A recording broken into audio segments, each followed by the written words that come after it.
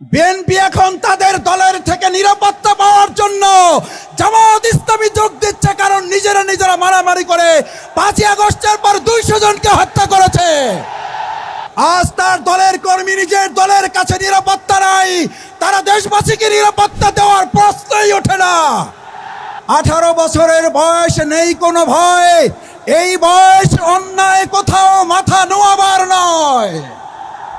ঢাকা বিশ্ববিদ্যালয়, চট্টগ্রাম, রাজশাহী, জাহাঙ্গীরনগর বিশ্ববিদ্যালয় যখন নির্বাচনে টকশো টেলিভিশনে আপনারা দেখতেন, তখন বলতো বিশ্ববিদ্যালয় ছাত্রদল ছাড়া আর কাকে ভোট দেবে, ভোট দেওয়ারই তো কেউ নাই। ওনাদের বক্তব্য যেখানে নাইয়ের উপরে আল্লাহ তাআলা তাদেরকে নাই করে আমাদেরকে ভূমিধস বিজয় দিয়েছেন।